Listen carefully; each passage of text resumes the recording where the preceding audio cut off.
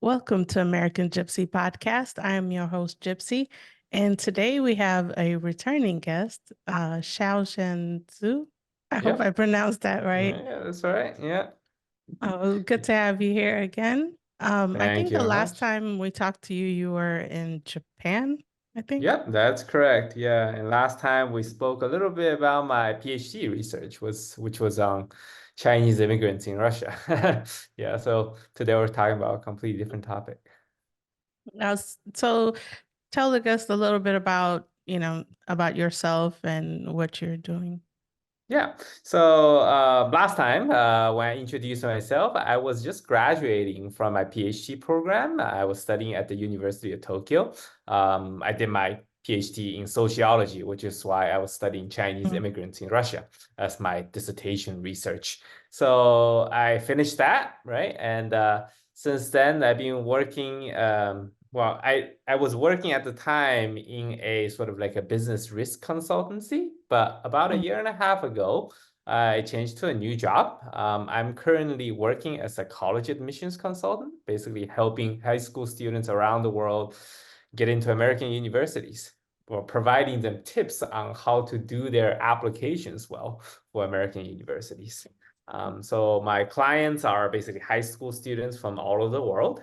And that gives me the flexibility to basically work from anywhere in the world. So I'm working completely remotely at the moment in Malta. Yeah.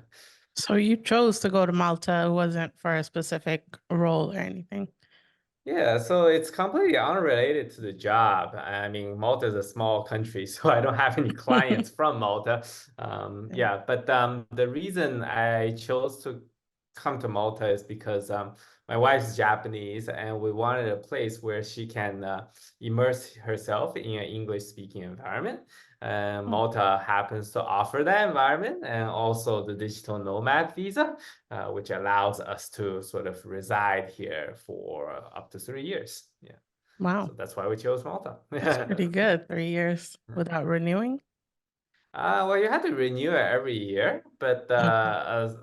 I mean, if your circumstances doesn't change all that much, they wouldn't reject you. Okay. What's it like living in Malta? Well, it's very nice actually. It's February right now, and it's 15 degrees and sunny outside, and we lived right by the ocean actually. So we live in a sort of like a three-story house. It's like a two-bedroom house, but it's 3 stories, and the third floor is a balcony, where we can just see the ocean, yeah, from the third floor. So it's a very nice place. Yeah. And for those who don't know where Malta is, it's in the middle of the Mediterranean. It's a really tiny island. Yeah. Only 500,000 people. It's a tiny little island between, well, right south of Sicily, right, in Mm. Italy, right? But it used to be a British colony. That's why everybody speaks English here. Yeah. Okay, I didn't know that. How is the cost of living when you're doing digital nomad? Because I know that's not really a popular spot for digital nomads. I think I usually think of Thailand or Philippines. What is the Yeah. cost of living like there? Yeah, so I mean, it's probably more expensive compared to Thailand or Philippines, but of course, we're looking for English speaking place, so that doesn't give us a lot of choices. But in terms of the cost of living in general, I mean, it should be a lot cheaper than the U.S. For instance, I was talking about this house, this 3-story house that we're renting by the sea. It cost us about 750 euros, which Mm. is what, like 800, less than $800 a month, right? Yeah, and utilities probably sets us back another maybe like $40 a month or so. Yeah. Public transport is free here actually, so you can Really? ride buses. Yeah, there's only buses, but like the buses just go everywhere and you ride that for free. And groceries are probably around the same cost as the US. So yeah, Was it a if you culture shock moving there from Japan? From Japan, it's very different. But from say, the US or another European country, it's not so different. One of the reasons is that there are a lot of foreign expats here. Yeah, Mm. it's a very popular destination for migrant workers and white collar workers as well, because the tourist industry is really, really strong. Like there's a lot of tourism going on, and because of that, the economy is growing pretty fast in a couple of years. I think the data shows it's growing like 10% a year right now. So Okay. yeah, the economy is doing very good. So there are a lot of people from the Philippines, from India, all over Europe, and some people from North Africa, from the Middle East, coming here as well. So it's a very, very diverse place. So, you know, if you compare this place to, say, New York or any big city in the US, the demographic, it's pretty similar. Yeah. So I feel quite at Oh, home, you know, seeing that diversity. okay. How did you get into digital nomad? Like, what resource do you use to find something like that? Yeah, so I was lucky in that this particular job of mine, this college admissions consultant job, was fully remote from the beginning, right? So I never Mm. had to go to any office at any point. So, given that's the reality, I decided, you know, might as well try this digital nomad thing I've been hearing about, and I'm pretty sure a lot of listeners are hearing about as well. So I just did a Google search on all these Mm. countries that are doing digital nomading. And my research showed that there are more than 50 countries doing it. So among those 50 countries, of course, I narrowed down to ones that are English speaking in terms of the majority population speaking English, and also just to check whether you can bring a spouse, right? So it's not just Mm. you, but you can come with another person. And most importantly, to check the income requirement, because that's usually the big thing that prevents people from going to a particular country.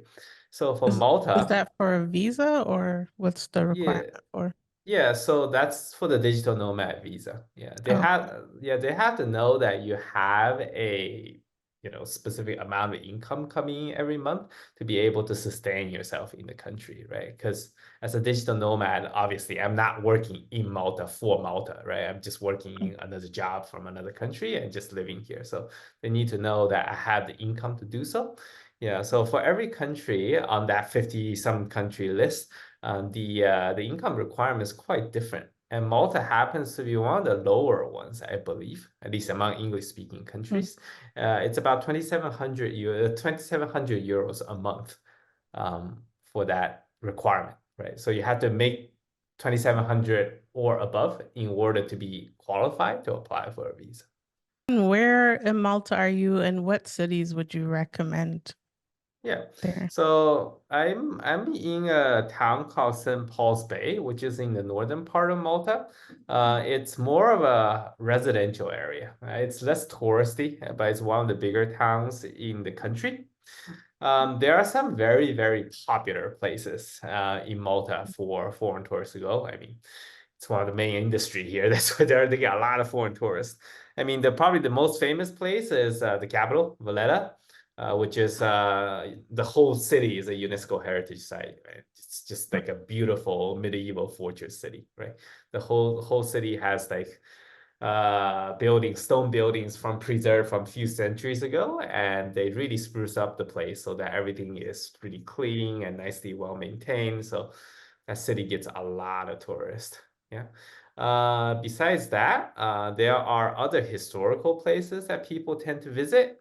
One of the other popular historical places called Medina, which is the former capital city of Malta.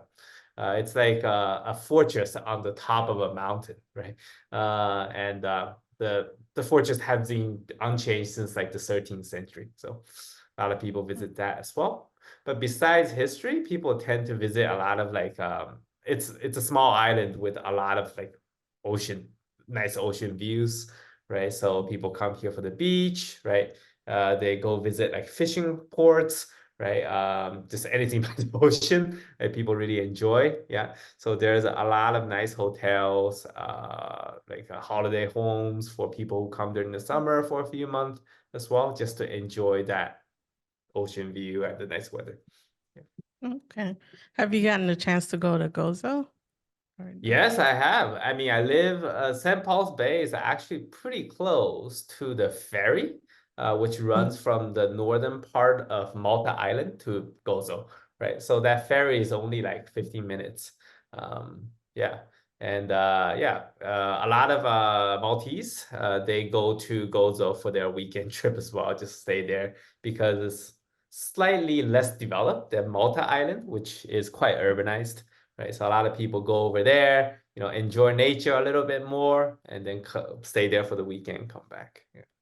okay. What's the culture like there? Like, I don't know anything about Malta in terms of the makeup of the people and like the Yeah. culture there. So it's a primarily Catholic country, right? Mm, So yeah, so in terms of the way people behave, I would say it's like a cross between Italians and British, right? mm, Like because it has been under, British colonization for so long, right? There's a lot of sort of British habits that are quite obvious. Like for example, there are a lot of British style pubs everywhere.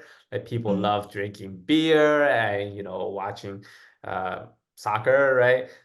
All of that is quite British, but traditionally it has very close tie to Sicily. Obviously, mm, geographically so close, so people have similar religions, and yeah, and sort of the religious festivals are quite similar as well. Yeah, so that's kind of the Maltese population, but like I said, this Malta is quite diverse now. So I would say about a quarter of the population is not Maltese, right? So mm, there's a lot of different cultures. So I think Malta's culture is changing quite a bit as well because of all these foreigners moving in. Yeah. mm. Okay. What's like what's the food like over there? What's some of the like the most popular traditional food over Yeah. there that you like particularly? I mean, I wouldn't say people eat a lot of traditional food here anymore. Like traditional Maltese food is not very commonly seen. There are a few things that are sold commonly in restaurants. One is like this beef kind of ravioli kind of thing, which Mm, Maltese traditionally eat. Another thing is a stew of rabbits, right? Which yeah, okay. rabbit stew. Yeah. So that's like a traditional food. And there are some pastries like sort of like deep fried or baked bread, which usually has like chickpeas or like cheese inside. So that's kind of traditional Maltese food as well. But in terms of the day-to-day meals that people have, it tends to be pretty similar to what people would have in like I would say anywhere else in Europe. Like people have sandwich for some, for lunch, like a croissant or some kind of pastry for breakfast, right? For a more sort of fast food options, they would have burgers, hot dogs, like Turkish food. That's like pretty similar to other European countries as well. So yeah, I wouldn't say there's a lot of tradition going on in terms of the food. Yeah. I don't know if you mentioned how long you've been there. Would you recommend um Malta for digital nomads? I don't know if you've tried other countries Yeah, besides I mean, Japan and China. it's my third month here, so I'm still fairly new here. But Mm, I've lived in multiple countries in the past, right? Besides, I lived in China, Japan, US, of course. I lived in Australia, UK. I lived in mm, Southeast Asia for a while, in Malaysia and Philippines. I also lived mm, in East Africa, in Tanzania. So yeah, quite a few places. But as far as Malta goes, compared to these countries, I mean, there are a few good things about it. One is it's very safe, right? mm, People are generally really, really relaxed, right? So there's not a lot of hustling and aggressive people mm. anywhere, right? Island life. So yeah, so it's like people are really relaxed. Yeah, like so people don't really bother each other with that. So that's a great Mm, thing. The second thing that's great about here is the infrastructure is really developed Mm. for a little island of 500,000 people. Like there are highways going everywhere, buses run on time, public services like garbage collection and street cleaning is all done quite nicely, right? So it's fairly nicely done there. Yeah. And as far as the cost of living is concerned, compared to parts of Eastern Europe, it's going to be more expensive. But if you compare to like the more well-trafficked part of Europe, like France or Britain or Germany, is definitely on the cheaper side. So What about yeah, I think compared to like Southeast Asia or like I'm Thailand? yeah, it's probably more expensive than Southeast Asia. Yeah. Gotcha. Yeah, but I mean not significantly so, I would say. Like I was living in Malaysia and Philippines, and one of the things that's problematic about over there is that there are a class of like residences, accommodations for expats, right? Like Okay. expats don't get introduced type to the really local kind of apartments where they Really? don't really accept foreigners being residents there. So that gives you a very narrow sort of range of potential accommodations that you can choose from. And those places tend to be more expensive, right? Mm. I mean, not only by local standards, but just in general, right? I think my apartment in Malaysia was actually more expensive than the one I'm paying for right now in Malta. Yeah. Mm. Yeah. Okay. But food wise, I think Southeast Asia is definitely cheaper. Yeah, I think here. Yeah, and it kind of seems segregated if you're separating the expats into specific areas. That's kind of weird. Right, yeah. I mean, yeah, that's the thing about Southeast Asia. I think like I said, Malta has a lot of foreigners, right? It makes up a quarter of the population. So people are fairly used to the idea, just foreigners being everywhere, they're all, I wouldn't say they're well integrated, but they're definitely part of daily life, right? Like you go to all the Mm. shops, it's the foreigners working there, all the companies, foreigners working there. So it's fairly common, but in Southeast Asia, there are definitely expats there as well, but they're only in certain parts of the country or certain sectors of the economy. So it's not everywhere that you see foreigners. So I think that's a big difference. Yeah. So when I was looking it up, there was quite a few videos of people saying like why I'm leaving Malta or like Right. why I don't want, why I don't like it anymore. Is there anything you find like difficult or some things you don't like about living there or makes it difficult Yeah. to do your work? Yeah, I mean, like I was talking to a few Maltese people, right, including my neighbor, next door Mm. neighbor. I was talking to him, and he has been living here for a long time, obviously. And he was basically saying that, Malta of even say 10 years ago was quite different from the current situation, right? He mentioned that, think right before the pandemic, there's a new government that came in power, Mm. and they really opened up immigration, right? They really just started bringing in like a lot of foreigners to work here, which has been great for the economy. The economy grew a lot faster because the population grew, and there are a lot more people, bringing new business and working for these businesses. So the economy is doing good, but the character of the country changed, Mm. especially in terms of the cost of living. On the rental Mm. side, everything has gotten more expensive, right? The roads have become more crowded, right? During the summer, there are so many more tourists everywhere, plus all the foreign expats living here, so everything feels crowded, right? So it's not nearly as relaxing anymore. That's what they Mm. say, right? But from me, someone who has been here only 3 months, it feels quite relaxing. So I don't. I Yeah. mean, I won't be able to compare Malta now with Malta of 10 years ago. But Mm. from my perspective, Malta now is still quite good. Yeah. So I guess it really just depends on what you're comparing Malta against. Okay, gotcha. What is the industry there besides tourism? Is there any other Yeah. industry that's prevalent? Yeah, the other thing that is that is quite famous is online gambling. Yeah, That's so interesting. yeah, Random. yeah. So Malta's one of those places that have low taxation. So there are a Mm, lot of these online companies that doesn't require like a physical presence anywhere, mm, registering themselves in Malta just to save on taxes. I mean, there are other places in the world that are tax haven like that. You know, Ireland, for instance, is another example, right? mm. But so a lot of companies register in Malta for that reason. And yeah, one of the, for some reason, right, online gambling has, even among all these different online industries, being like a forte for Malta. So yeah, Yeah, that's very yeah. random. Yeah, it's very random, but yeah, there are a lot of online gambling company here. Yeah, Mm, yeah. good to know. But I guess aside from that, I mean, I didn't say there's much going on here. Yeah.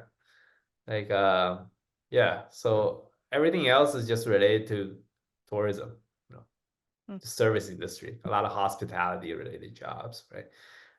Transportation, of course, you know, bringing people in and out of the island, right? So that's pretty big as well. Yeah. I would love to know about what people think of Malta because you know, I guess it's interesting because you mentioned that you heard about Malta when you were really young. I don't know what the Yeah. people's image of this place would be, say the US. I'm guessing most people don't know, but maybe some Yeah. people will think of something when they, you Yeah, know, I don't know too many yeah. people that know Malta. I just know like when I was in high school, I used to have like this long, I used to love making a list of countries that I want to visit. Mm-hmm. And somehow like I don't know how Malta popped up. I think my sister or something mentioned it and I looked it up and it was mostly to go to like Gozo and visit Right. the was it Blue Grotto Lagoon. or Blue Lagoon, yeah. Yeah. And I don't know that just I was like I definitely want to go there. And it was close to other European countries and Yeah. I've done some backpacking trips. So I was like, oh, that sounds like an interesting place. And I was Right. also at the time looking for to study abroad.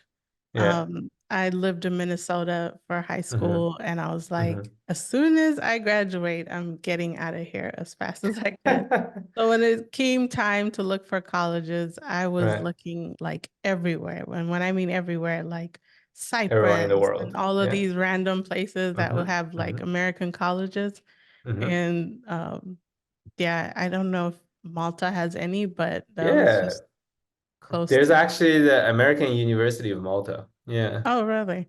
Okay, Yeah, they have a really nice campus too. Yeah, yeah. nice. But even I mean, aside from that one, you know, because English is one of the two official languages in I Malta. didn't know that either. Yeah, it's Maltese and English are both official languages. So all Mm, official documents here are in two languages, which is great okay. for for you know English speakers. So yeah, if you enroll in any university or any school for that matter, you're gonna be learning English. Yeah, so Okay. it's Is pretty good. the Yeah. school you work for also teaching English as well, or?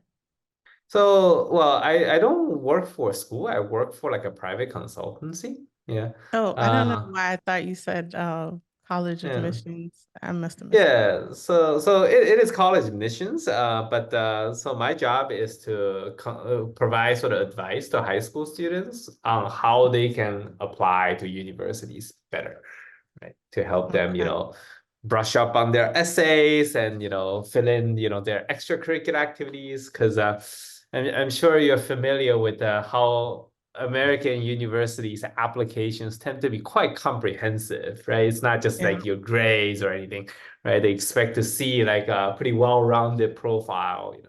You have your own ways of thinking, you have done all these things outside of school and all of that. So a lot of people who are not from the US, they don't know this, right? Like Mm. you know, for example, in anywhere in Asia, you know, going to university is just taking an entrance exam. And if you score well, you get in. If you don't score well, you don't, right? It's simple as that, right? So How do a you lot of weed people, people out in that case? it's just, well, in that case, it's just about scoring, right? Mm, If you score well on that test, then you go to a good university. If you score less well, you go to a less good university, right? So it's as gotcha. simple as that. Yeah. So in the American case, because there are all these things aside from your grades, a lot of people in those countries, they need extra preparations because their school is not geared toward providing them this sort of advice or providing them this sort of activity or opportunities, right?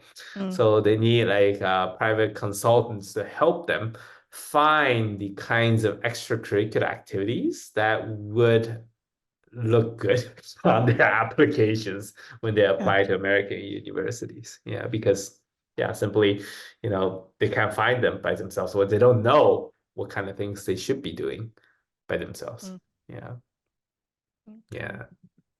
Is there, So, so in Japan, when you're going to college, besides taking the, the exam or whatever, is there like something different? Like I know in UK, for instance, mhm. there's I think they handle it differently. I'm trying to remember. Yeah. I mean, So what is the difference in, how Japan handles college process versus America?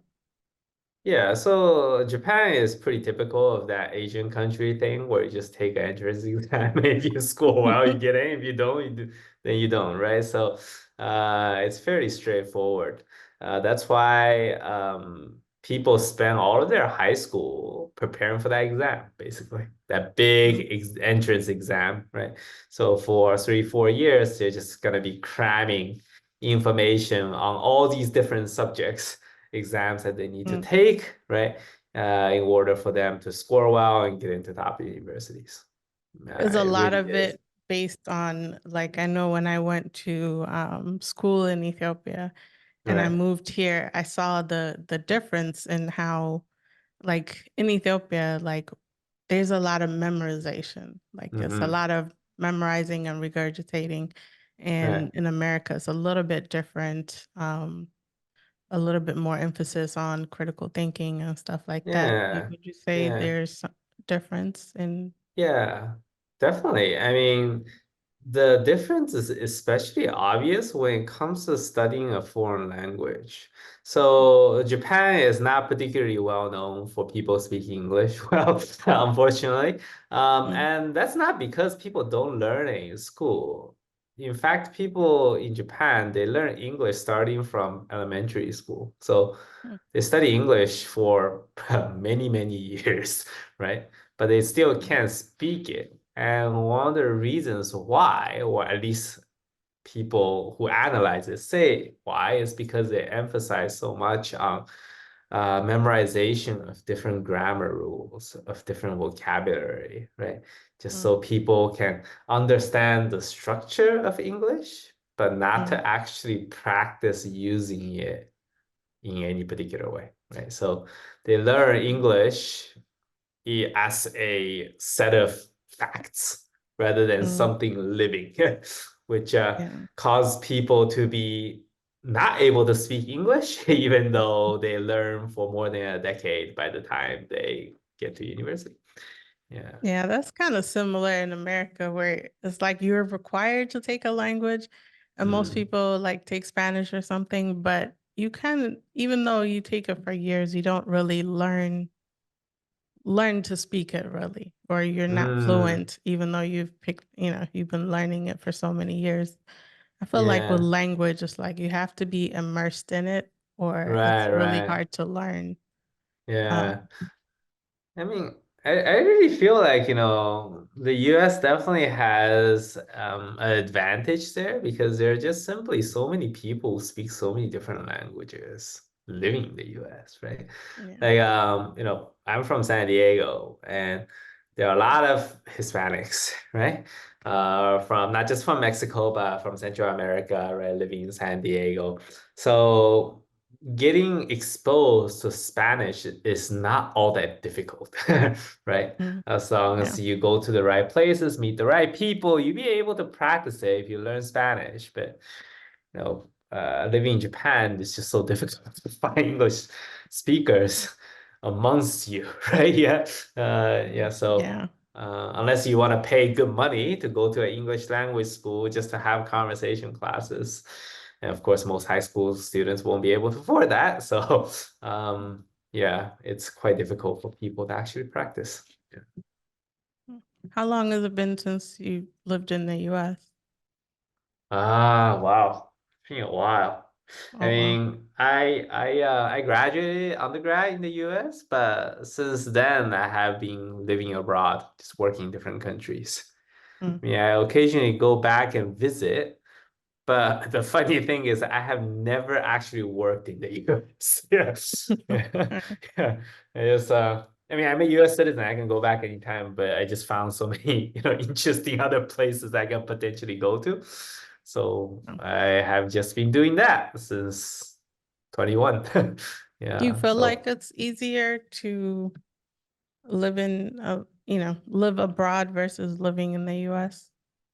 I Or, mean, I feel like there are several advantages, right? One mm, is the cost of living is lower in yeah. a lot of places. So I definitely don't make as much as I probably would if I were to do the same job in the US. But when I look at it from like a cost of living perspective, I'm probably saving more money now than if I were to do the same job in the US.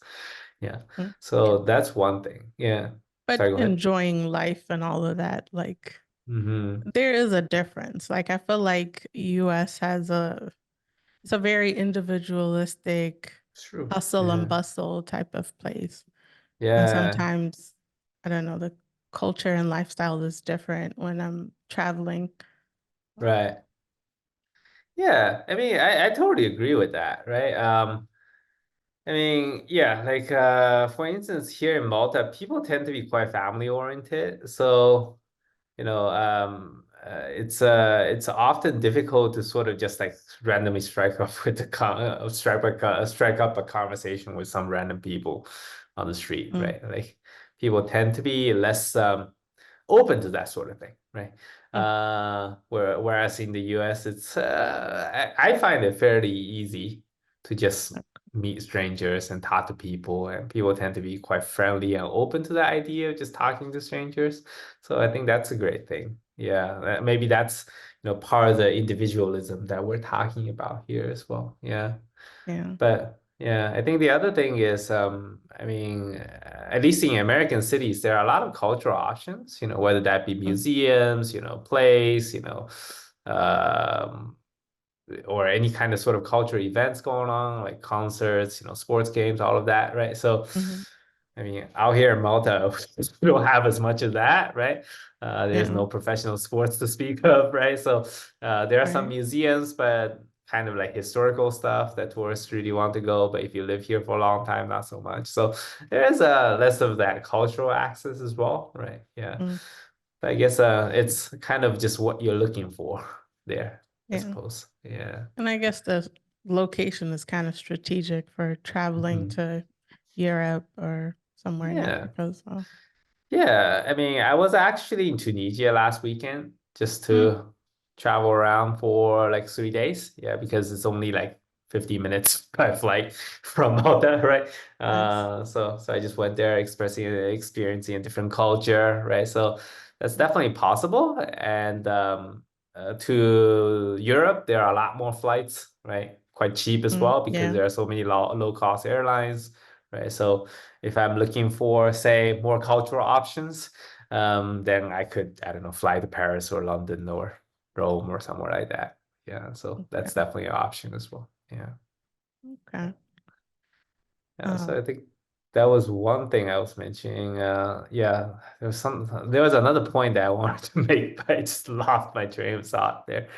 Yeah, I'll let you know when I think of it. Yeah. all good. Yeah, I guess the other thing that I wanted to ask you about is, about digital nomading, right? Hmm. Like you mentioned in the beginning that a lot of people are quite interested in the idea of doing digital nomading, but of course I also hear of a lot of people who are interested in digital nomading, but surprisingly, I actually don't find a lot of digital nomads.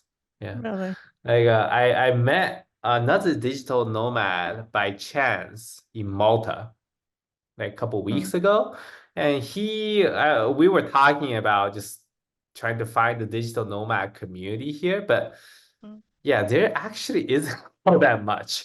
Right? There are a lot of Yeah. expats here, but they're mostly working here. So they're not like digital nomads, right? They actually have jobs in Malta. So Okay. yeah, so I guess part of it is down to the fact that people don't have fully remote jobs, or maybe, I don't know, Mm, people have some sort of impression or mm. their conception about digital nomading that's not 100% positive. I don't know.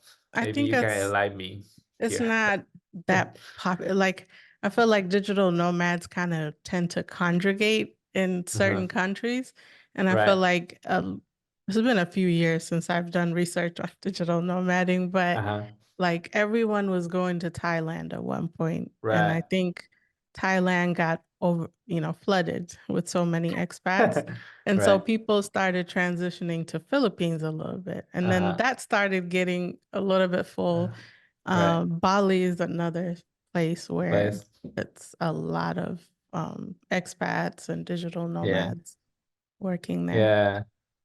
I mean, over here in Europe, like people were talking, initially, people were talking about Portugal as the hot destination in Europe for Really? digital nomads. So, yeah, a lot of people were moving to Lisbon like a few years ago for Mm. digital nomading. And Oh. now, people are just saying Lisbon's like rent has gotten so much more expensive because of all the digital nomads coming in. So Mm. now there are all these articles coming out about all these small towns in Eastern Europe that you can live really cheap. So that could potentially be the next big destination. But yeah, I don't know. I That's mean, yeah. I was just talking to my sister yesterday about going to Lisbon. There's hmm always that's another spot that's been on my list too. Just to travel or I like well yeah, to travel. I haven't figured out where I would want to live outside the US. I think I would want to try living like a 1 to 3 months in different places to kind of figure out where I would want to live. But yeah. Portugal was mostly like I wanted to go to the coast. hmm And also like I like architecture. So that's one of the things I like hmm about European countries Yeah. is just the old world architecture and all of that, which hmm I don't really see in the US as much unless you're hmm in like DC or something hmm somewhere in the hmm East Coast. Right, right. Yeah. Yeah.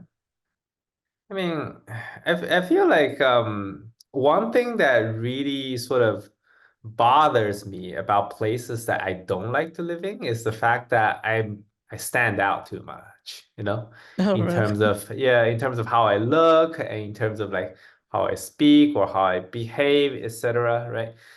In So Malta or just in well, general? I mean, I quite like Malta in that I don't stand out because there are Mm, so many foreigners here and I'm just another foreigner, right? Like I'm not the okay. only foreigner, right?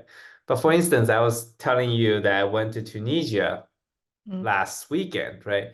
And there I just really stand out. Like, I'm sure. you just don't see people who look like this all the Mm, time there. And so, every time I'm just walking on the street, there's just gonna be some people like, mm. trying to strike up a conversation with you.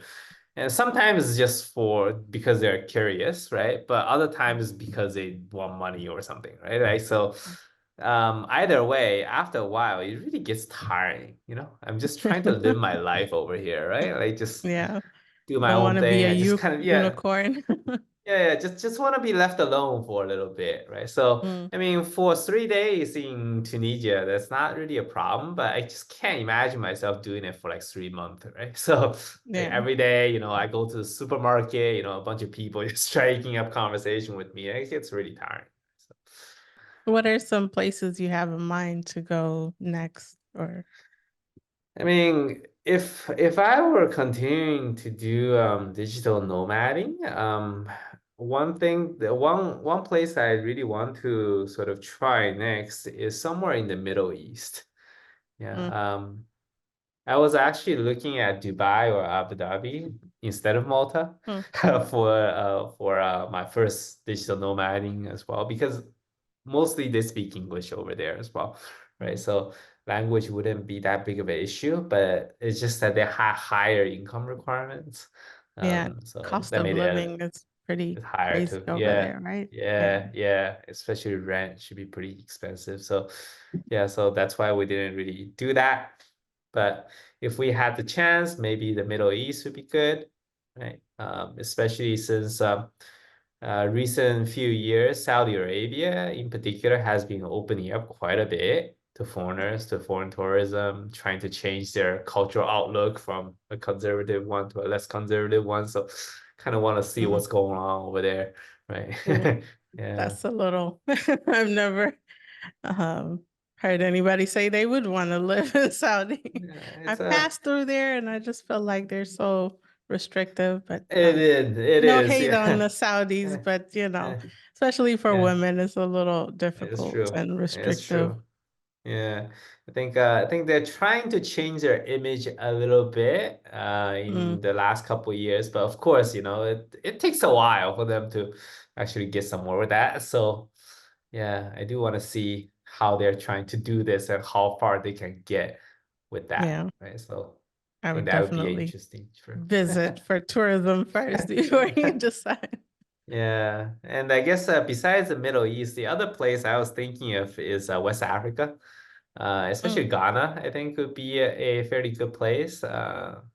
yeah, Speaks that's a English as well, right? popular spot. Yeah, Probably less chaotic than Nigeria, right? So yeah. that could be another place that I would consider for the next leg of the journey. Yeah. So I mean, I've been to East Africa and southern part of Africa as well, but West Africa not so much. So that What's could your be a favorite country you visited in Africa? Or I continent? mean, I think well, Zambia was actually quite Mm, good. Yeah. Like interesting. yeah, I mean it's quite under the radar, right? Yeah, A you lot don't really not hear about it.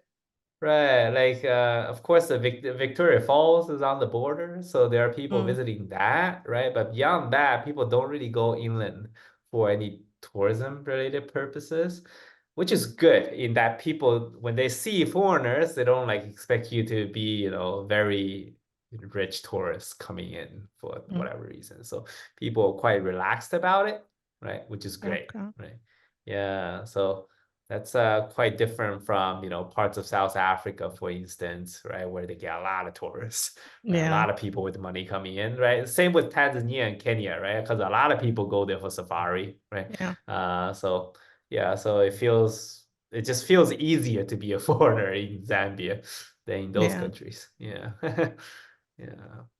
The second advantage of me being an American citizen living outside the US is that like having like an American background in the US is not all that special, right? But if you're outside of the US and you have like a US related background, it's more valuable.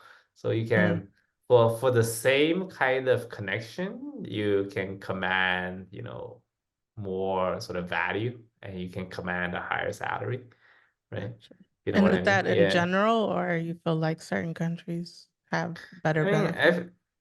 I feel like this is obviously it has to be some sort of job that's related to something international, right? Something related to the US, Hmm. right? If it's like some purely domestic business that is unique to that particular country, then having a connection to the US means absolutely nothing. The, Yeah, most of the jobs I do, especially the current one, is very much connected to the US, right? So yeah, having a US background is definitely helpful, right? Especially since I went to university there, and yeah, um, Do that you gives me a sort of network of do people you to have to work pay with. taxes in the US when you're working abroad? Yeah, I had to pay. Well, that's special to America is that no matter where you work, you have to pay taxes to the US. But Mm, the good thing about taxation in the US is that if you're making foreign income and you get taxed in that particular foreign country that you work in, you can claim what's called like a foreign income exclusion credit, which cancels out a lot of the income. So if I don't make that much money, I don't Mm, actually have all that much taxable income. So gotcha. I generally don't make enough money to be paying taxes in the US. Yeah. Okay. And you probably don't pay like you probably just pay federal and not state Not or stay, anything. right? Yeah, Yeah, because I'm not a resident in the US anymore, right? At this gotcha. point. Yeah. Yeah. Okay. Yeah. And yeah, so and taxation, when I was in Japan, wasn't all that high. So that was okay. Yeah. So I'm still trying to figure out what's gonna happen with Malta because as digital nomads, we technically don't get taxed locally. For Mm, instance, because I don't make money in Malta, I don't get taxed income tax in Malta. mm. So yeah, Is you it kind of have part to of the figure it. EU? Yes, it is. We Okay, use the euro here as well. Yeah, gotcha. yeah. So it's free travel to no visa for like France or Germany or Italy or Spain. Yeah, so Yeah. it's fairly easy. Well, Yeah. no visa if you're from Malta though, but you need to get visa, right? Or is Yeah, it, I mean, well, Americans don't really need visa. yeah, and plus, I have the residency here now because I'm a Mm, digital nomad, right? yeah, So yeah, so whenever I go to another country, I just show them my sort of residence permit, saying that, look, I live in okay, Malta, I'm not a tourist, right? Like, and they're like, okay, gotcha. great. Right? So yeah. So they don't even do because as an American, you can travel visa free here, but only for 90 days, right? So and you Mm, have to get out, 90 days and come back, right? But as gotcha. a resident here, I'm not subject to that rule. I just Okay, I just live here, right? So yeah. Yeah, so that makes it quite easy to travel within Europe as well. Yeah. nice. I think if you ever consider moving abroad, I think Malta is definitely a place you could consider, right? Yeah, I Like, think I might have to check it out. Do work yeah, I remotely. mean, I feel it's just like the mental and the financial barrier is not as high, right? Mm, If you say go to somewhere in like Thailand or Portugal or Philippines, you have the language barrier going on, right? Of course, some people mm, speak English, especially in the Philippines, but yeah. still, right? That's not like the day-to-day language. But in Malta, English is the day-to-day language. So Mm, there really isn't a problem with that. And the other thing is, like I mentioned, the diversity bit, right? mm, If you show up in Thailand, you're gonna stand out. But if you come to Malta, you're not gonna stand out, really. Yeah. yeah. Yeah, there are a lot You of feel, people that look like you. There are a lot of people who look like me over here. So yeah. yeah, I heard there's actually a neighborhood where there's a lot of African expats. I think it was Yep. called Marsa or something. Yep. Yeah. Marsa definitely has a fairly big African sort of community because it's where the main shipyards Mm, of Malta is. So a lot of Africans work in the sort of the ship repair kind of industry. Yeah. mm, So that's why a lot of people stay there. But that's not the only place where, Africans are. They're like all over. Like I go to anywhere in the island, I see people walking, Africans walking the streets, in the buses, in the shops. So yeah. are the people nice there in general? People are quite nice. I mean, as I mentioned, people are quite family oriented. So they're not gonna like, randomly strike up conversations with you. But if you just approach people, ask for help, they're definitely helpful. Yeah.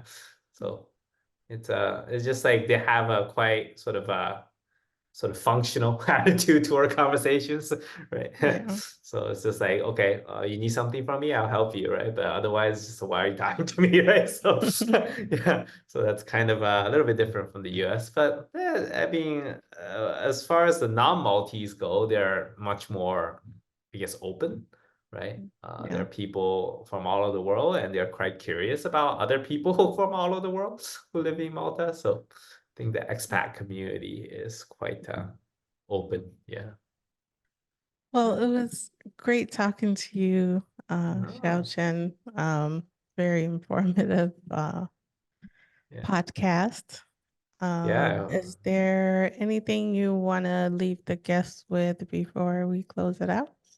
Sure. I don't know how many sort of potential digital nomads are listening in, but if you have a job that allow you to work fully remotely, I think Mm, going for at least a short sort of stint outside the country as a mm, digital nomad is fairly doable. It's fairly realistic and mm. surprisingly doesn't cost a lot of money. Oh, I forgot to mention the apartment I rented came all furnished, so I didn't really have to pay anything, right, Oh, besides wow. rent. Yeah, so it's Is that surprisingly typical? cheap. Because I It's know quite some typical. country. Yeah. Okay. Here in Malta, it's quite typical. For some other countries, it's not. For example, in Japan, it's definitely not typical. Everything come completely empty. So that Is makes it one of those countries where foreigners can buy property? in Malta, Yeah. yeah, there are certain restrictions, but it's definitely possible. Yeah. Okay. Yeah. Yeah. So, but I mean, digital nomads are only allowed to live here for a few years. So digital nomads don't really buy property. I Yeah. mean, Some yeah. people like Bali, a lot of expats and digital nomads are actually buying property. I guess As even if they're investment. not staying there, yeah, as an Yeah. investment, and it's kind of cheap to buy Yeah. a home there or build your own. So they kind of have Yeah. it as their vacation home or whatever. Yeah, I think a lot of people are thinking the same thing for Malta as well. There's a lot of construction going on here for new residential buildings.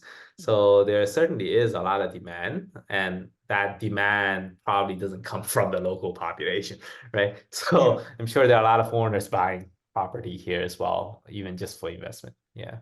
So yeah, like I was saying, yeah, digital nomading is not all that expensive. And if you come to a place like Malta where there's no language barrier and where there's a lot of diversity, you probably wouldn't feel too homesick either.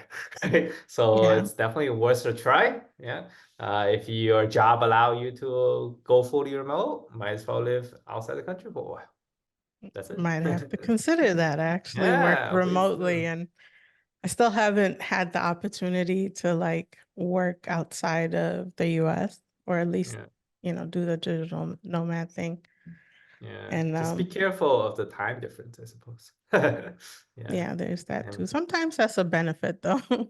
You yeah, pick your place wisely at least. exactly, exactly. I mean, a lot of my students live in Asia, and they're high school students, so I speak to them mostly after they finish their school at night, right? And that's my early afternoon time in Malta, so it's actually perfect. Yeah, Nice.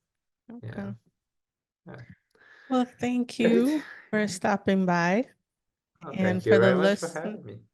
and for the listeners, I will have his information on the description. And for the podcast, you can find us on all podcast platforms as well as YouTube. And the description will be in the, I mean, sorry, the links will be in the description. Um, yeah, thank you for watching and Thank you listening. very much.